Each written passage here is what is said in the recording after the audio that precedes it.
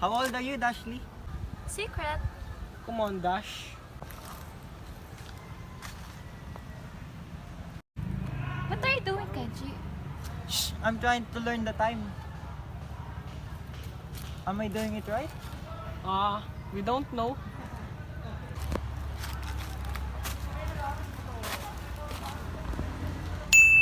Ah,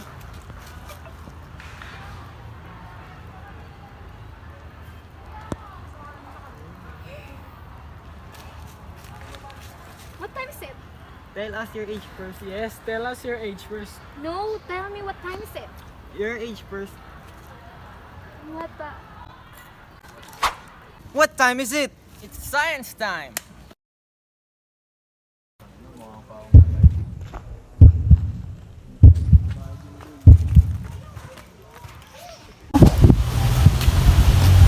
Well, to help you guys out, it's 11 a.m. And Dashley is 16 years old. How did you manage? So that's our superpower. You want to know our secret? Wait a minute. Before we tell you a secret, you must answer our question first.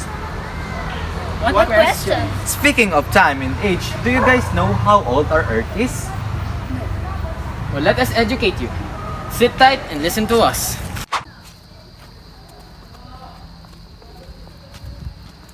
We are about to take you on a knowledgeable And spectacular science journey. I am Redwan Mariano. I am Adrian P. Jerusalem. We are your new age scientists for today's video. Good day, Lagronians. Good day, teachers. What are we waiting for? Let's begin. Well, let the journey begin.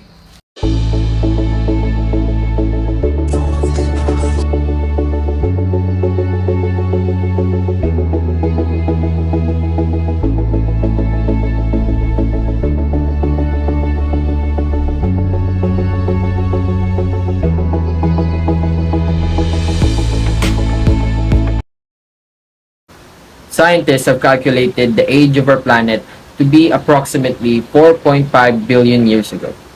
But how did scientists determine that age? Scientists tried to use relative dating techniques to determine the age of the planet. Stratigraphy confers the configuration of the layers of rock or sediment in order to determine how old each layer is in relation to one another. This technique can reveal which layers are older or which events have happened before others. If the layers of sediments have remained in sequential order, layers can be rearranged, bent, or contains inconsistency. However, stratigraphy yields no exact age for those layers or events. Nonetheless, even this technique did not give the scientists the precise number they were looking for. It did suggest that the Earth was most likely billions of years old, and not just millions as was previously thought. As advances in chemistry, geology, and physics continued, scientists found a method by which the absolute age, an actual number of years, of a rock or mineral sample could be determined. This method is called radiometric dating, and it involves the decay or breakdown of radioactive elements. Using radiometric dating techniques, it became possible to determine the actual age of a sample. Radiometric dating requires an understanding of isotopes. Isotopes are variations of an element differentiated by the number of neutrons in their nuclei. The isotopes and unstable radioactive elements, known as parent isotopes, eventually decay into other more stable elements known as daughter isotopes in a predictable manner and in a precise amount of time called half-life.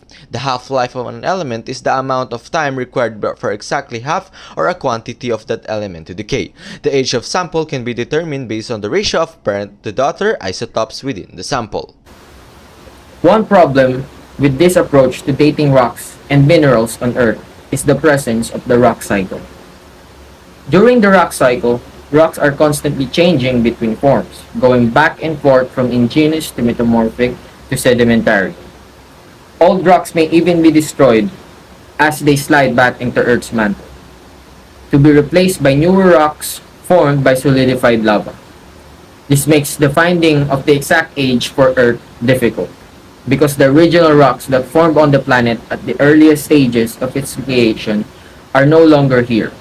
The oldest rocks that have been found are about 3.8 billion years old, though some tiny minerals have been dated at 4.2 billion years. To get around the difficulty presented by the rock cycle, scientists have looked elsewhere in the solar system for even older rock samples. They have examined rocks from the moon and from the meteorites, neither of which have been altered by the rock cycle.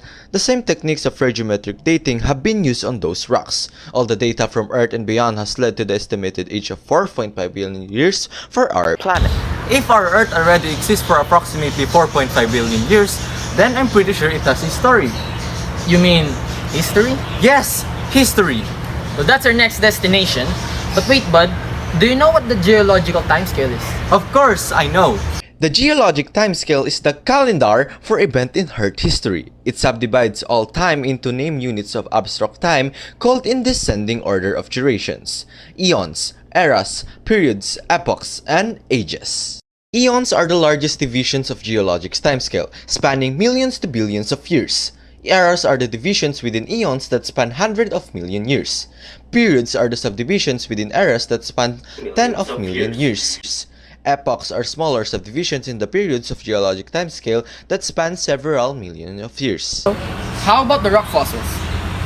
It is any animal, plant, and rocks preserved in the record of the Earth that is characteristics of a particular span of geologic time or environment.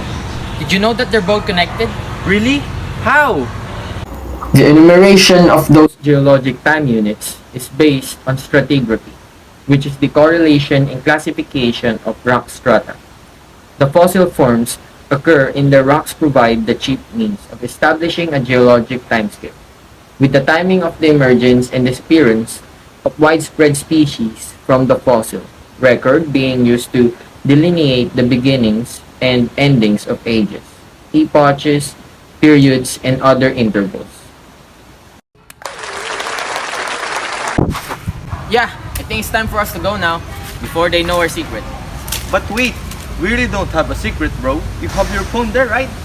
Yes, before we meet them, I already know the exact time. Technology nowadays is very helpful, bro. But wait, how did you know the age of Dashley? Well, Buddy, I think we're in the Mesozoic era, the age of dinosaurs. Oh no! Do you know what dinosaur that is?